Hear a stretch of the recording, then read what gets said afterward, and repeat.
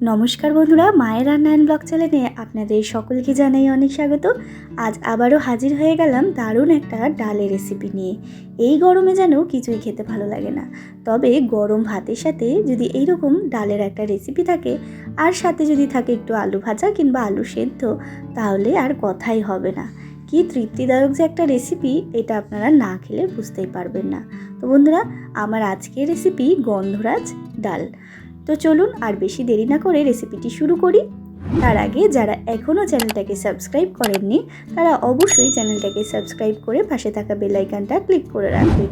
তো এখানে দেখতেই পাচ্ছেন, প্রথমেই আমি মুসুর ডাল নিয়েছি। ডালটাকে ভালো করে ধুয়ে পরিষ্কার করে নেব। আর এখানে গন্ধরাজ লেবু নিয়েছি, এবার পিস পিস করে কেটে নেব।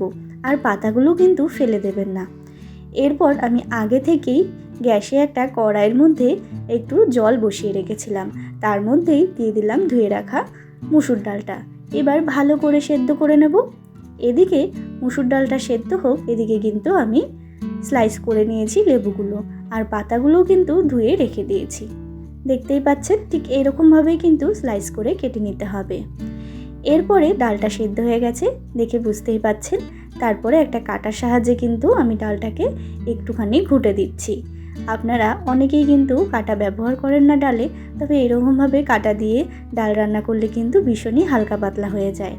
মানে ডালের যে ঘনত্বটা থাকে সেটা কিন্তু একেবারেই থাকে না। এরপরে দিয়ে দিলাম পরিমাণ মতো হলুদ গুঁড়ো, পরিমাণ মতো লবণ, আর দিয়ে দিলাম 3টে মতো চেরা কাঁচা লঙ্কা। এবার আবারও 2 মিনিট মতো ফুটিয়ে নিয়েছি। আর আমরা ডালটা কিন্তু সকলেই একটু হালকা পাতলা খেতেই পছন্দ করি। তো দেখুন বন্ধুরা, কথা বলতে বলতে কিন্তু এদিকে ডালটা ফুটে গেছে। এরপর একটু নামিয়ে নিচ্ছি। তারপর গ্যাসে আবারও একটা তড়কা প্যান বসিয়ে দিয়েছি। সেই তড়কা প্যানের মধ্যে দিয়ে দিলাম একটু সর্ষের তেল। এরপর তেলটা গরম হয়ে গেলে এখানে ফোড়নের জন্য দিতে হবে গোটা জিরে, শুকনো লঙ্কা, আর দিয়ে দেবো 2টো মতো তেজপাতা। ব্যাস, ফোড়নটা একটুখানি ভাজা ভাজা হয়ে গেলে, মানে ফোড়নের যখন একটা মিষ্টি গন্ধ বেরিয়ে যাবে, তখন কিন্তু আবারও ডালটা বসিয়ে আমি ফোড়নটা ওর মধ্যে ঢেলে দিচ্ছি। তো দেখুন বন্ধুরা, এইভাবে রান্না করলে কিন্তু খুব ঝটপট হয়ে যায় রান্নাটা।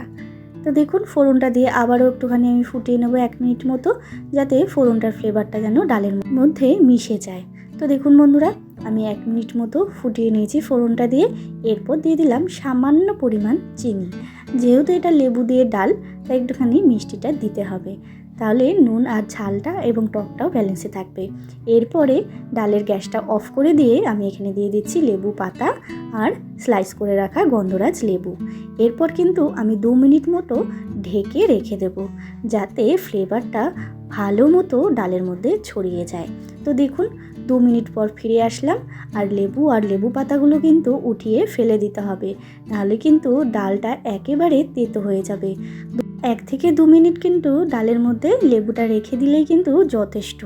তো দেখুন বন্ধুরা, আমার রেডি হয়ে গেল গন্ধরাজ লেবু দিয়ে মুসুর ডালের এই রেসিপিটা। এরপর গরম গরম ভাতের সাথে অবশ্যই সার্ভ করে দেখুন, কি অসাধারণ লাগবে এটা খেতে। আপনারা এটা না খেলে বুঝতেই পারবেন না। গরমের দিনে যেন একটা তৃপ্তিদায়ক ডাল বলতে পারেন। তো বন্ধুরা, আমার এই রেসিপিটা কেমন লাগলো অবশ্যই কমেন্ট করে জানাতে ভুলবেন না। ভালো লাগলে অবশ্যই একটা লাইক শেয়ার করবেন। আর যারা এখনও চ্যানেলটাকে সাবস্ক্রাইব করেননি, তারা অবশ্যই চ্যানেলটাকে সাবস্ক্রাইব করে আমার পাশে থাকবেন। আবারও হাজির হব নতুন রেসিপির সাথে। ধন্যবাদ।